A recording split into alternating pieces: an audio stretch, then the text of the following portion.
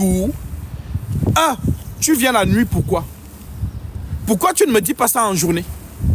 Parce qu'en journée, il aurait honte de ce que un docteur d'Israël rende témoignage de celui qui n'a pas étudié comme eux. Parce qu'eux, ils sortent de la théologie, de l'école de Gamaliel, d'où sort Paul. Voilà pourquoi Paul était calé dans la loi. Donc, il vient de nuit parce qu'il ne veut pas qu'on le voit venir prendre conseil chez un docteur qui ne sort d'aucune école. Alors Jésus comprend ça et dit, si un homme ne naît de nouveau, il ne peut voir le royaume des cieux. Il coupe court. Il dit que je sais que tu es venu pour entrer dans le royaume des cieux. Dis-moi clairement que tu veux entrer dans le royaume des cieux. Arrête de me dire, oh non, tu es un homme de Dieu, tu es un vrai docteur, personne ne peut. Jésus a lu en lui. Alors Jésus lui dit, si un homme n'est né d'eau et d'esprit, il ne peut entrer dans le royaume des cieux. Alors Nicodème, lui, va comprendre comme le docteur de la théologie. Naître de nouveau. Dois-je encore entrer dans le sein de ma mère et de naître? Alors Jésus comprend que ce n'est pas ton doctorat. Je le remets en question. Qui t'a donné ton diplôme? Qui t'a nommé docteur? Parce que si toi, le docteur, tu raisonnes comme ça, combien de fois les gens que toi tu enseignes, donc ils ont la même, parce que tu es leur docteur, c'est toi qui les enseignes. Donc si le docteur est nul, mais ceux qui l'écoutent sont aussi nuls. Parce qu'on ne peut que recevoir ce qu'on a reçu. Ça veut dire que le professeur enseigne ce qu'il connaît. Donc, ça c'est un aveugle. Et tu dis, si un aveugle suit un autre aveugle, les deux vont tomber dans la fosse. Alors, le docteur Nicodème pose la question au vrai docteur céleste. Dois-je encore entrer dans le sein de ma mère et de naître? Jésus lui dit, tu es docteur d'Israël et tu ne sais pas ces choses? Donc, Jésus mentionne quoi? L'eau et le sang. Alors, l'eau et le sang,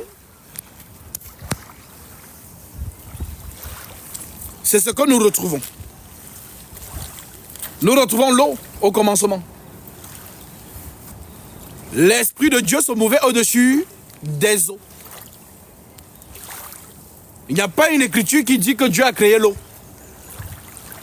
Et ça a toujours un peu suscité la curiosité dans les gens. Donc il y avait déjà l'eau. L'Esprit de Dieu se mouvait au-dessus des eaux. Parce qu'ils n'ont pas compris que le miroir de l'Esprit, c'est l'eau. Voilà pourquoi dans cette planète, la plus grande partie, ce n'est que de l'eau. La terre sort d'où? De l'eau. Car il dit que les eaux, parce qu'il divise les eaux en deux. Les eaux d'en haut, les eaux d'en bas. Et le vide, il appelle ça ciel. Voilà donc pourquoi les gens vont comprendre pourquoi Jésus est mort perché entre les cieux et la terre. Parce que c'est lui le ciel. D'où le fait que vous allez voir que l'arche de l'alliance était couvert d'une couverture bleue dauphin. Et le bleu, selon la nature, c'est ce que nous voyons souvent. Donc le ciel était parmi les hommes. Voilà pourquoi il disait, le royaume des cieux est venu au milieu de vous. Parce que les gens ne comprennent pas quand on parle des fils, quand on parle des détails qui constituaient les efforts de ceci, la couverture dont on devait couvrir l'arche de l'alliance. Les gens pensent que non, ce sont des détails comme ça, mais c'est profond. Tout ça explique le Créateur. Alors, le Seigneur donc dit à Nicodème, si un homme ne naît d'eau et d'esprit, l'eau c'est l'élément que nous retrouvons en premier. Et nous voyons que la terre sort des eaux. Que les eaux qui sont en bas s'amassent à un même lieu et que le sec paraisse. Et les gens ne comprennent pas que mais c'est ce que la femme manifeste tous les jours. Le bébé en elle est dans un liquide, dans une poche qu'on appelle le placenta. et le bébé au milieu. Quand tu vois ça, ceux qui ont déjà eu l'occasion de voir un placenta, l'enfant est dedans. Tu dis, ben ça c'est la sorcellerie. Il fait comment pour respirer? Ce sont des choses mystiques. Mais qui explique la... Donc, c'est pourquoi la nature est une Bible est écrite. Donc si le Seigneur lui-même nous prend l'exemple de la nature elle-même ne vous enseigne-t-elle pas? C'est plus profond que ça. Voilà pourquoi la nature ne contredit pas l'écriture. L'écriture ne contredit pas la nature. L'SVT, c'est Jésus-Christ. Si tu vas au bout des mathématiques, c'est Jésus que tu trouves. Les maths ont été créés pour sonder Dieu. Pour comprendre. Les Égyptiens, dans leur... parce que l'Égypte avait une sagesse. Voilà pourquoi Dieu prophétise sur l'Égypte en disant « L'esprit de l'Égypte disparaîtra du milieu d'elle. » Ésaïe chapitre 19. On consultera les idoles. Ceux qui prédisent l'avenir. Parce que les Égyptiens étaient toujours dans l'idolâtrie. Oh du Nil. Voilà pourquoi la colère de Dieu s'est abattue sur l'Égypte jusqu'à aujourd'hui. Parce que les gens, même les Kémites, ils n'expliquent pas. Oh, revenez à l'Égypte antique. Mais Dieu a prophétisé. L'esprit de l'Égypte disparaîtra du milieu d'elle. Vous allez seulement être dans le souvenir. En Égypte antique. C'est en Égypte antique qu'on a créé ceci. C'est en Égypte antique qu'ils ont été inspirés. C'est en Égypte antique. C'est en Égypte antique. Alors, l'Odon, l'enfant dans l'eau, dans le placenta de sa mère, c'est la terre. Car la terre, c'est Adam. L'homme a été fait du limon de la terre. Donc, l'enfant est dans l'eau. Et pour qu'il vienne à la surface, il faut que l'eau se sépare.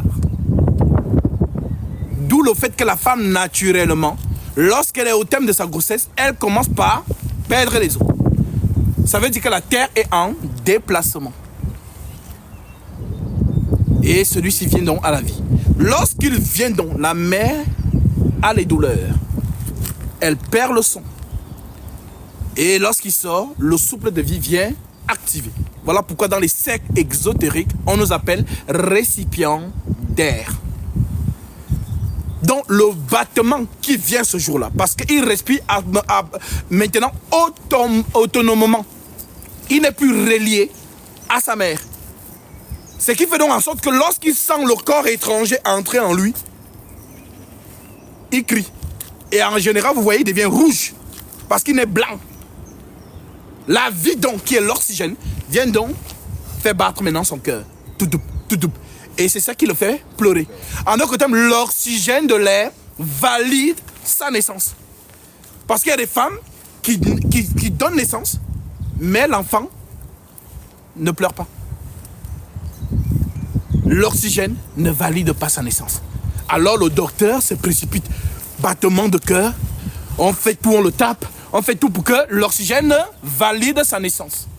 Mais si l'oxygène décide de ne pas valider, il est déclaré cliniquement mort-né. Voilà donc pourquoi, lorsque nous aussi, pour naître, il faut que l'Esprit de Dieu vienne valider la naissance. Voilà pourquoi, comme le bébé pleure, c'est aussi comme ça que celui qui reçoit l'Esprit parle en langue. Car l'Esprit rend témoignage qu'il est vivant.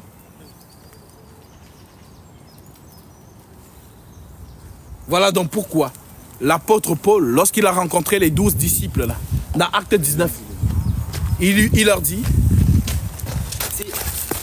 avez-vous reçu le Saint-Esprit lorsque vous avez cru? Il est curieux de leur poser cette question.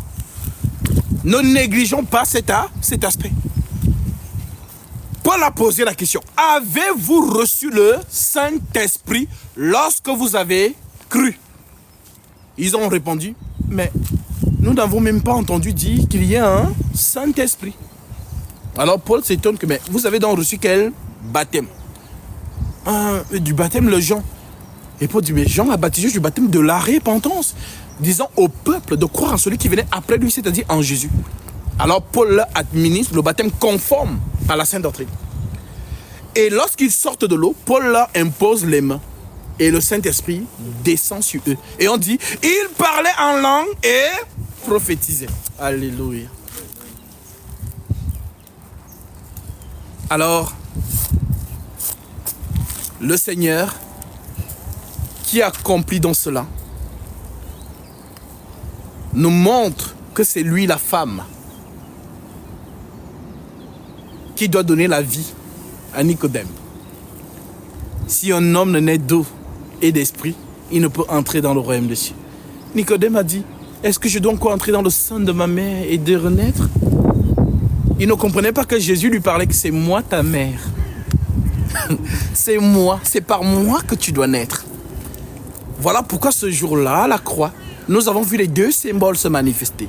L'eau et le sang de son côté. Symbole de la naissance. Donc la femme qui est en plein travail, c'est elle qui se tord des douleurs. C'est ça la croix. Les douleurs de l'enfantement. Et il nous donne cette métaphore. Mon frère, tu peux nous lire ça à haute voix vraiment pour que ceux qui nous écoutent aussi puissent entendre. Jean chapitre 16, verset 21. Écoutez la métaphore que le Seigneur prend pour exprimer cela. Jean 16, verset 21, je lis au nom du Seigneur. La femme, lorsqu'elle enfante, éprouve de la tristesse. La femme, lorsqu'elle enfante, éprouve de la tristesse, oui.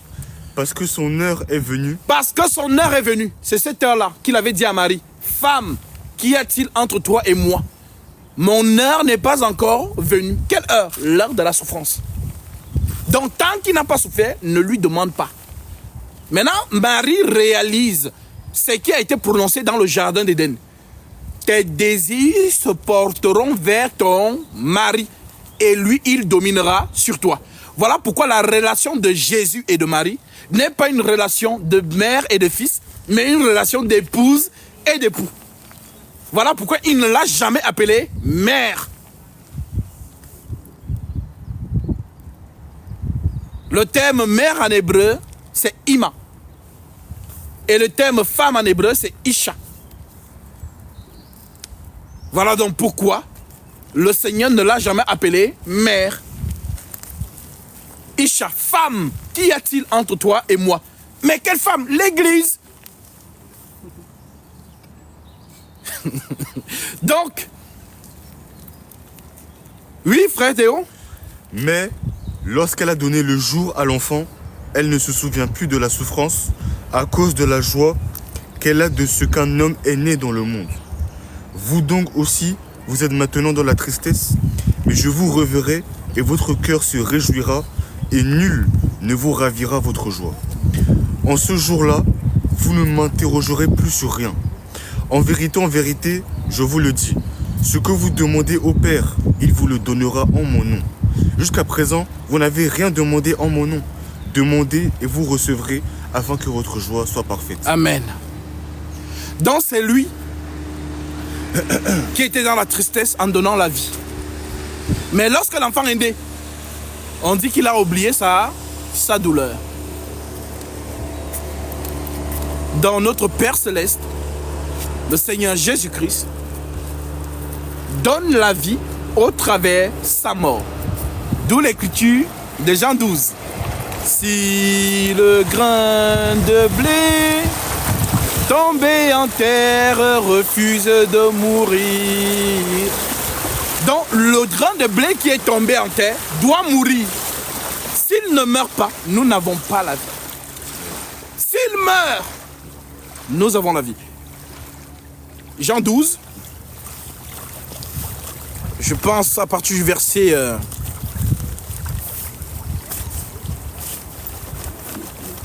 24. Vas-y. Jean 12, verset 24. En vérité, je vous le dis, si le grain de blé qui est tombé en terre ne meurt, il reste seul. Mais s'il meurt, il porte beaucoup de fruits. Celui qui aime sa vie la perdra. Et celui qui hait sa vie dans ce monde la conservera pour la vie éternelle. Si quelqu'un me sert, qu'il me suive, et là où je suis, là aussi sera mon serviteur. Si quelqu'un me sert, le Père l'honorera. Maintenant, mon âme est troublée. Et que dirais-je? Père, délivre-moi de cette heure. Mais c'est pour cela que je suis venu jusqu'à cette heure. Père, glorifie ton nom. Et une voix vint du ciel. Je l'ai glorifié et je le glorifierai encore. Amen. Je l'ai glorifié et je le glorifierai encore. Et les gens, ils ont dit, Jésus! Non, le Père n'a pas dit ça. Parce que quand il dit, Père, glorifie ton nom, les gens s'attendaient à entendre une grosse voix. Jésus! Jésus! J'ai glorifié mon nom. Ils ne comprennent pas que le nom de Dieu, c'est l'accomplissement des Écritures. Voilà pourquoi il dit, mon heure est arrivée. Donc, dans le plan de Dieu, la volonté de Dieu, c'est cette heure-là. Alors, Père, glorifie ton nom. Car le nom de Dieu, c'est sa parole. Apocalypse chapitre 19, verset 11. On peut lire ça. Donc, l'accomplissement de l'écriture. Voilà pourquoi il disait, c'est ce que je vous disais lorsque j'étais encore avec vous, qu'il fallait que s'accomplisse tout ce qui est écrit de moi, dans la loi de Moïse, dans les prophètes et dans les psaumes. C'est ça la volonté de Dieu, le nom de Dieu, l'accomplissement des Écritures. Oui. Apocalypse 19, verset 11. Puis je vis le ciel ouvert, et voici parut un cheval blanc. Celui qui le montait s'appelle fidèle et véritable, et il juge et combat avec justice. Ses yeux étaient comme une flamme de feu.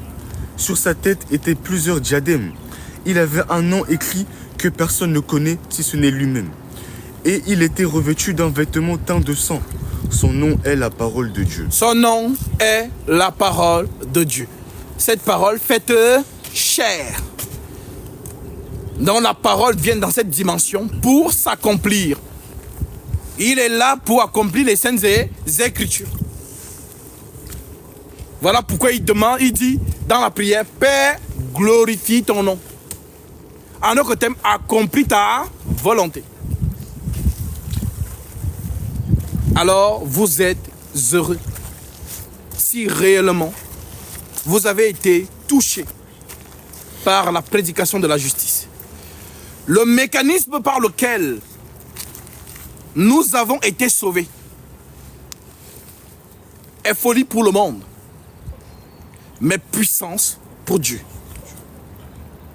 Car pour qu'Israël se retrouve dans le désert, il faut impérativement un miracle. Je peux frapper.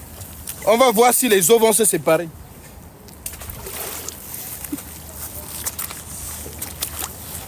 Donc il faut le miracle pour que nous quittions l'Égypte pour le désert. Alors que représente l'Égypte? L'Égypte représente le monde dans lequel nous vivons. Voilà pourquoi, dans un sens spirituel, on appelle Sodome et Égypte. Apocalypse 11.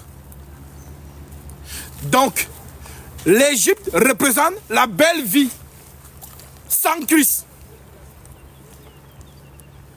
L'amour de la vie. L'amour de l'argent. C'est ça l'Égypte. C'est ça Sodome. La ville des plaisirs. Voilà pourquoi à Sodome, le plaisir de la chair était à son paroxysme. En Égypte, pareil. Donc le monde actuel dans lequel nous vivons, c'est l'Égypte. Maintenant, Dieu a un peuple en servitude dans l'Égypte. Et c'est quoi la servitude? C'est le péché. Alors Dieu veut sortir son peuple de l'Égypte. Sortez du milieu de mon peuple. Alors comment sortir de l'Égypte?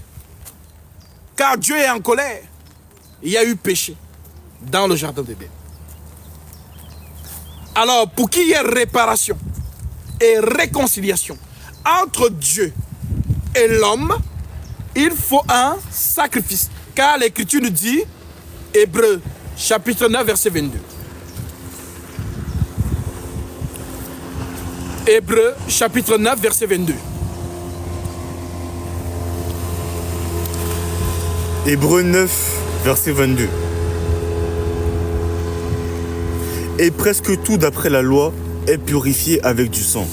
Et sans effusion de sang, il n'y a pas de pardon. Amen. Et presque tout, d'après la loi, est purifié par le sang. Et sans effusion de sang, il n'y a point de pardon. Il n'y a point de pardon. Donc, ce qui accorde le pardon, c'est l'effusion de sang. Ce qui accorde le pardon, c'est l'effusion de sang. Alors, est-ce que l'esprit a le sang? Non, car l'esprit est immatériel. Dieu n'a pas de sang. Car Jésus dit à la femme samaritaine, Dieu est esprit. Un esprit est immatériel. 1 Timothée, chapitre 1, verset 17. 1 Timothée 1, verset 17. Ô roi des siècles, immortel, invisible, seul Dieu, soit honneur et gloire au siècle des siècles. Amen. Amen. Ô roi des siècles, immortel, invisible. Ce qui est invisible n'est pas matériel. Alors, vu que la condition du pardon de péché, c'est l'effusion de sang, alors si Dieu est immatériel, ben le sang ne peut pas couler. Alors, quel est le mécanisme que l'invisible va mettre en place pour sauver les hommes, les purifier de leurs péchés? C'est donc ça le mystère entre Gabriel et Marie. Nous allons encore donner une autre écriture pour appuyer cela. Prends mon frère, Luc 24, 39. Jésus est encore plus explicite. Luc 24, verset 39. Voyez mes mains et mes pieds, c'est bien moi. Touchez-moi et voyez, un esprit n'a ni chair ni os, comme vous voyez que j'ai. Le Seigneur nous dit, un esprit n'a ni chair ni os. Donc, le sang, c'est dans la chair. Alors, le Dieu donc qui veut sauver les hommes, va donc mettre un mécanisme en place pour les sauver. C'est donc ça la bonne nouvelle. Amen. 1 Timothée 3,16. L'apôtre déclare, le mystère de la piété est grand. Dieu a été manifesté en chair, justifié par l'esprit, vu des anges, prêché aux gentils, cru dans le monde et élevé dans la gloire. Donc, le Seigneur tout-puissant, le Dieu des armées, le Saint des Saints, le Roi des Rois, l'empereur immortel de toute réalité, va donc se manifester en chair, parce que c'est la seule condition. Il n'y a qu'un seul esprit immortel. Il n'y a pas deux immortels. Donc, comme il n'y a pas deux immortels, c'est l'esprit immortel qui doit racheter l'homme. Il ne peut désigner personne pour aller sauver les hommes. Parce qu'il n'y a pas deux immortels. 1 Timothée chapitre 6, versets 13 à 16. C'est encore précis.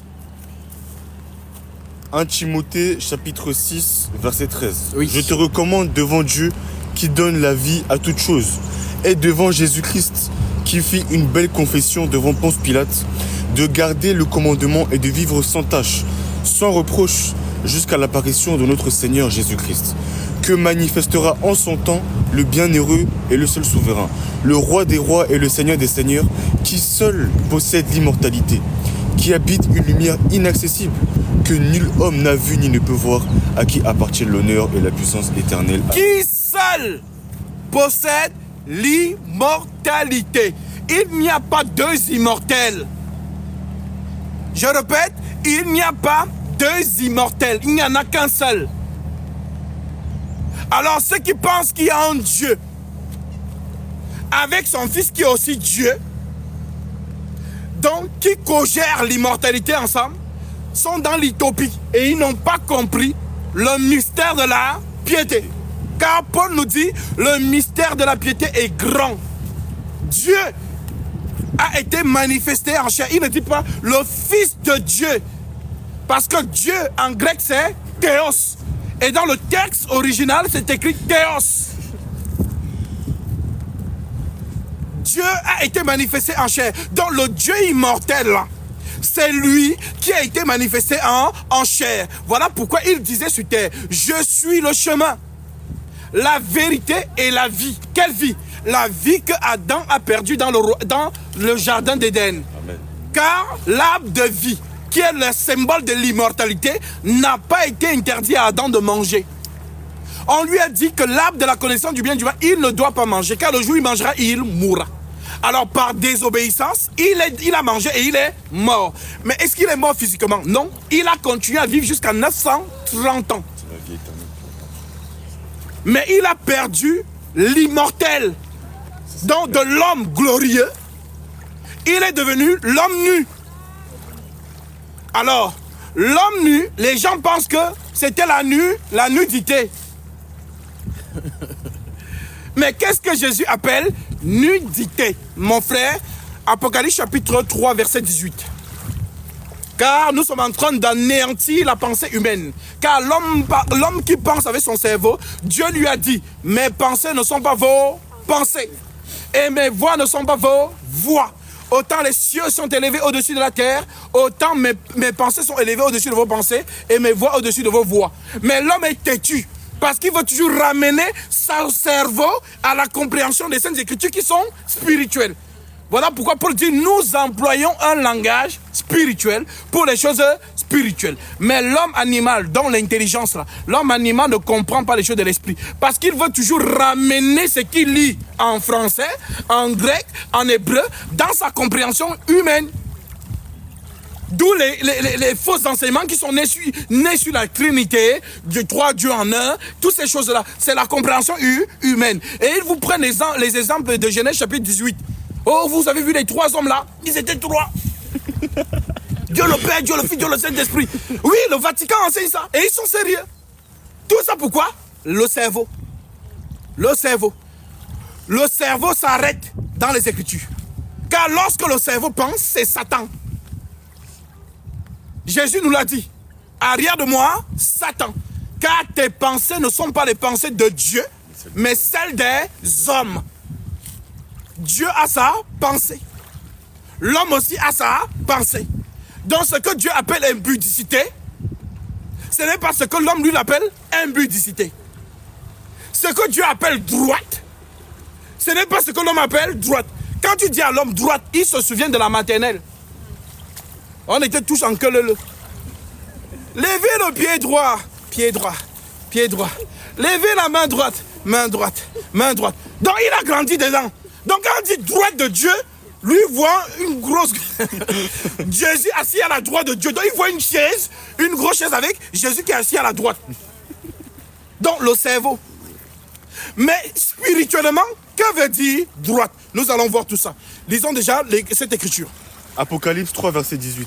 Je te conseille d'acheter des mois de l'or éprouvé par le feu, afin que tu deviennes riche, et des vêtements blancs, afin que tu sois vêtu, et que la honte de ta nudité ne paraisse pas, et un collier pour oindre tes yeux, afin que tu vois.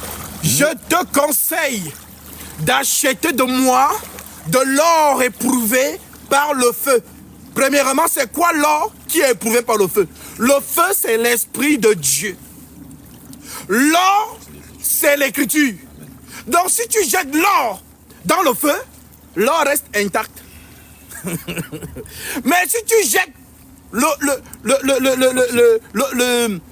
un papier ou un plastique qu'on a décoré d'or, comme on dit souvent, tout ce qui brille n'est pas or. Jette, tu vas voir que le feu va brûler ça. Donc le faux enseignement ressemble à de l'or. Vous allez voir des gens porter des bagues ou des bijoux. Quand tu vois la couleur, c'est l'or. Non, c'est le plastique. Voilà pourquoi quand tu veux vendre ça, on doit expertiser. La nature nous enseigne. Tu dis que c'est quoi sur le diamant? On va expertiser. Alors les gens ne veulent pas expertiser les Écritures. Quelqu'un te parle, mais prends sa parole et jette dans le feu pour voir si c'est la même chose. Mais les gens ont abandonné l'Écriture pour suivre les hommes. Et Paul a prophétisé. Car il viendra un temps où les hommes ne supporteront pas la saine doctrine. Mais ayant la démangeaison d'entendre les choses agréables, ils se donneront une foule de docteurs, selon leur propre désir. Détourneront l'oreille de la vérité et se tourneront vers les fables. Donc on abandonne Dieu pour suivre les hommes. Non, Marcelo Tounassi, c'est mon père spirituel. Ivan Castano, Mohamed Sanogol, Joël Tatou, ce sont des faux hommes de Dieu. Lorsque j'enseigne au nom de Jésus-Christ, ces gens-là s'asseyent. Lorsqu'un prêtre, ou le pape, ou le Vatican, ou les cardinaux, lorsqu'ils disent qu'ils enseignent, ils s'asseyent. C'est ça. Parce que lorsque je prêche la parole, j'agite l'épée de la justice, l'âme ne peut être captivée. C'est ça. Même si tu n'aimes pas ma tête, tu sens qu'il y a quelque chose de spirituel qui se passe. Amen. Parce que l'écriture triomphe toujours.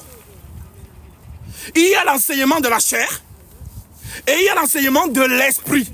Voilà pourquoi Jésus appelle nourriture. Ne vous amassez pas de la nourriture qui périt. Amassez-vous de celle qui subsiste pour la vie éternelle. Amen. Amen. Donc les hommes faits de chair aiment manger la nourriture de la chair. Et la nourriture de la chair, c'est le mariage. La nourriture de la chair, ce sont les voitures. Ce sont les belles promesses. Parce que la chair veut ces choses. Elle est attirée vers ces choses. Voilà pourquoi Jésus dit les désirs de la chair sont contraires à ceux de l'esprit. Donc si ces hommes ont de l'audience, c'est parce qu'ils prêchent la chair. Mais c'est subtil. C'est tellement bien fait que les gens ne voient pas la carotte. Ce sont des conseillers, des coachs de la vie. C'est une technique qui vient des États-Unis. Le coaching. Mais lorsqu'ils t'enseignent, avec cette technique, ils mettent une mélodie spirituelle. Avec des jeux de lumière.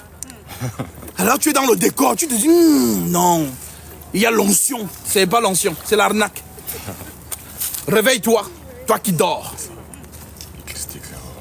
L'enseignement est Christo sans Christ. Alors, nous voyons dans cette écriture d'Apocalypse chapitre 3, verset 18, le Seigneur parle de la nudité. On a compris c'est quoi l'or, c'est quoi le feu. Maintenant il dit, achète-moi de l'or éprouvé par le feu, afin que tu deviennes riche.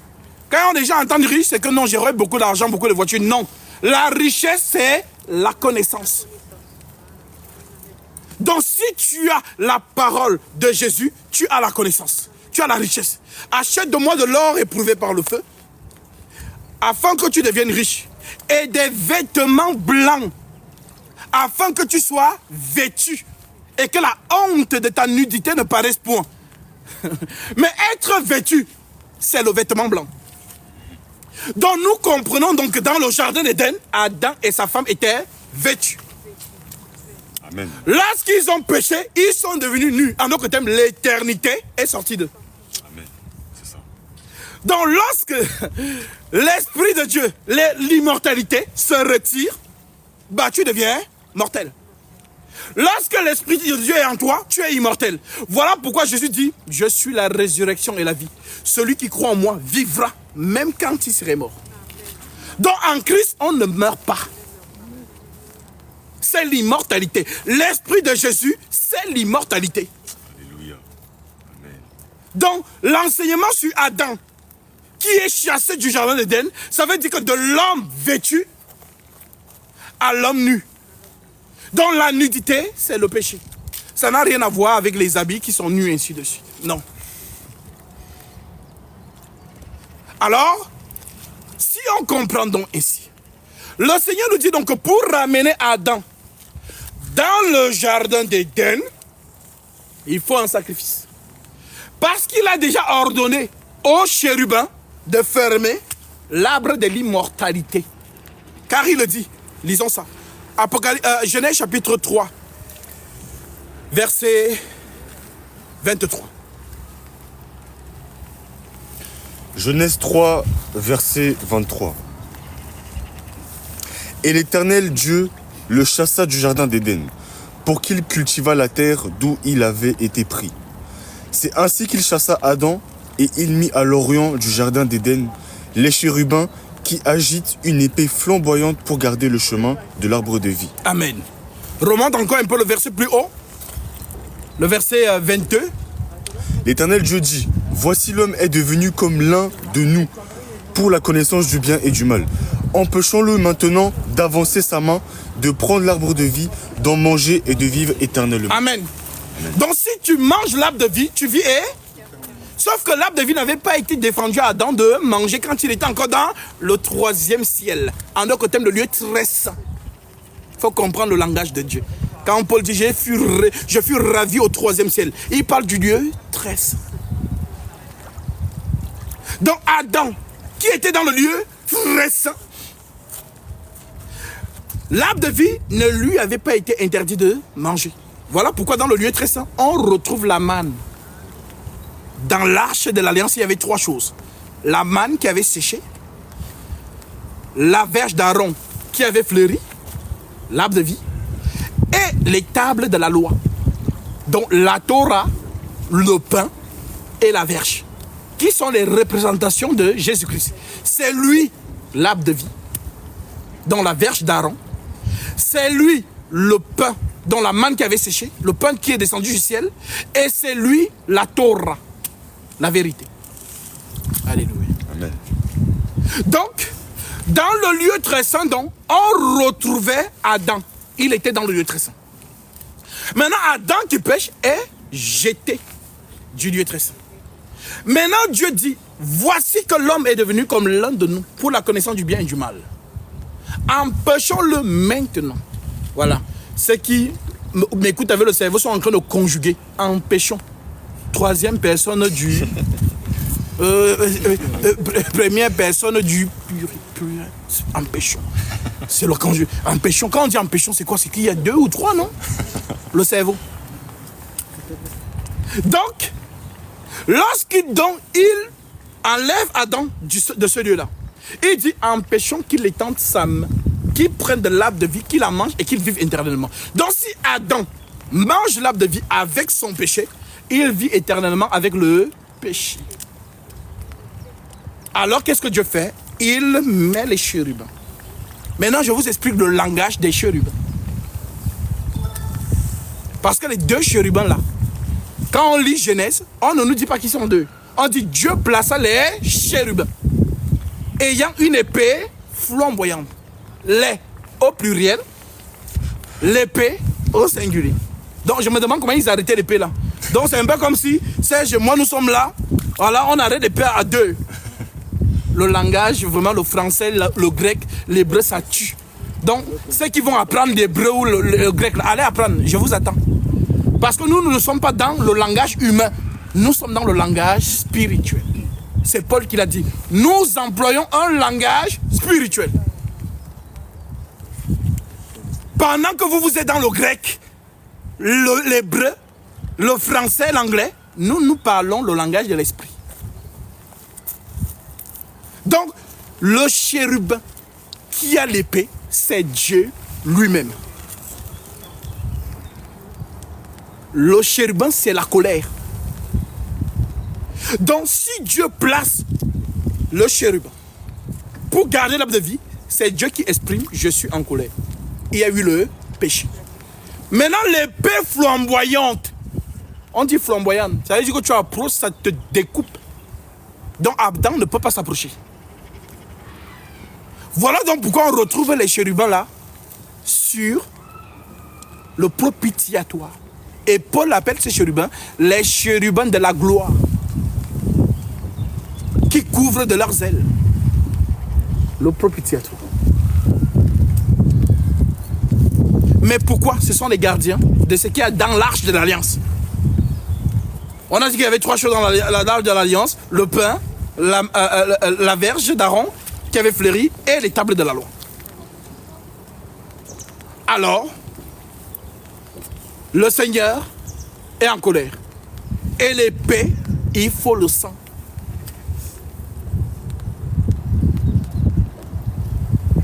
L'arbre de vie, voyant que son ami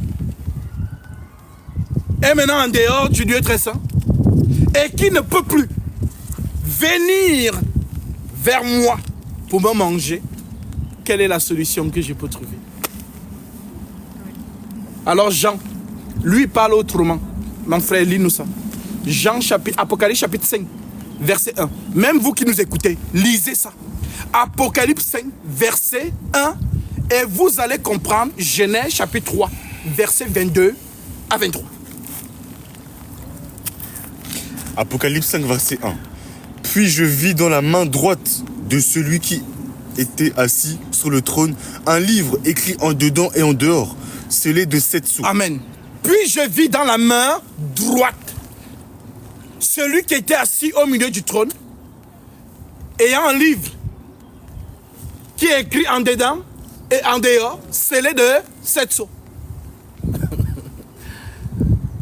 Tout ce qui est mentionné, c'est un enseignement. La main droite, c'est quoi? Le livre, c'est quoi? Écrit en dedans et en dehors, c'est quoi? La droite de Dieu, c'est la colère. Donnons-leur l'écriture. Sinon, ils vont dire c'est écrit où? Exode 15. Prenons à partir du verset 6. Exode 15, verset 6. Ta droite, ô Éternel, a signalé sa force. Ta droite, ô Éternel, a écrasé l'ennemi. Par la grandeur de ta majesté, tu renverses tes adversaires, tu déchaînes ta colère. Amen. Donc, on dit que celui qui est assis au milieu du trône tient sur sa main droite un livre. Donc, il est en colère. Et il a un livre dans la colère. Et le livre qu'il a donc, c'est quoi? C'est la vie de l'homme. Alors que t'aimes l'immortalité.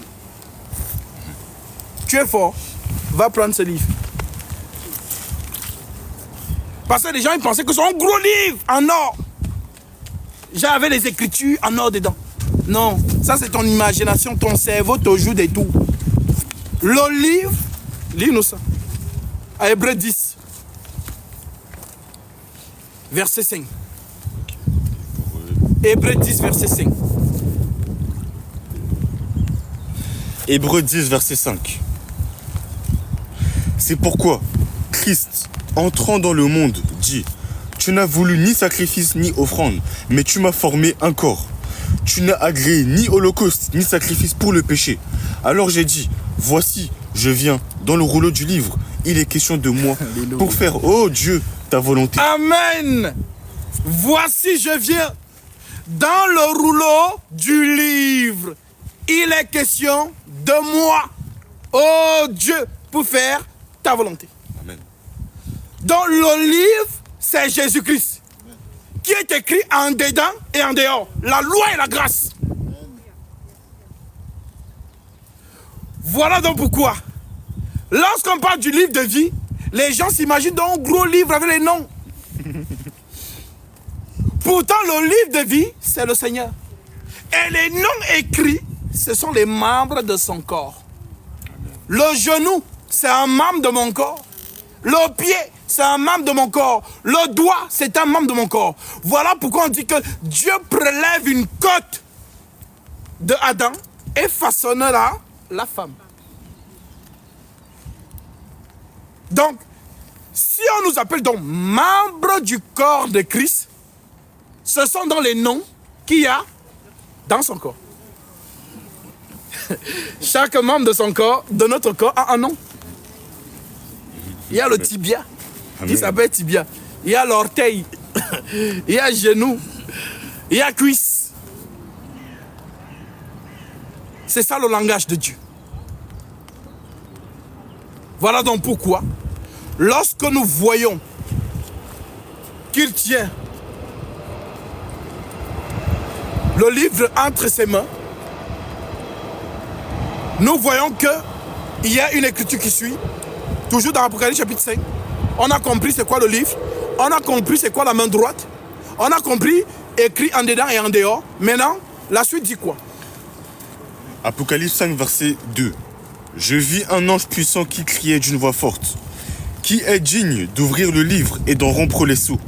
Et personne dans le ciel, ni sur la terre, ni sous la terre, ne put ouvrir le livre, ni le regarder. Amen. J'ai vu un ange puissant qui criait d'une voix forte, qui est digne d'ouvrir le livre et d'en rompre les sceaux. lui-même il répond en disant, personne dans le ciel, ni sur la terre, ni sous la terre. Alors, celui qui doit ouvrir le livre vient d'où? De l'éternité. Car les cieux sont l'œuvre de la création. La terre, c'est l'œuvre de la création. Lui ne vient pas de la création, il vient de l'incréé, en autre terme de l'intranscendance, l'éternité. Voilà pourquoi la peau que Dieu a pris pour habiller Adam, il a pris ça où? Cette peau, c'est l'agneau. Car l'Écriture nous dit dans Proverbe 27, verset 26, Proverbe 27, verset 26, c'est quoi la peau de l'agneau? Proverbe 27, verset 26.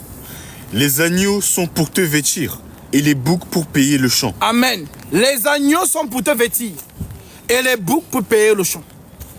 Nous avons vu les deux boucs. Le bouc de l'Éternel et le bouc d'Azazel. Le champ, c'est Israël. Et il y a un bouc qui a payé le champ. Être revêtu de l'agneau, c'est Jésus-Christ. Voici l'agneau de Dieu qui ôte le péché du monde. Alors, oui, l'ange qui crie, qui est digne, c'est Dieu lui-même. Et Dieu, donc, dans sa colère, en tant que lion, ne peut pas venir sauver les hommes. Car le lion, il est trop fier. Le lion, il est trop puissant. Le lion, c'est un prédateur.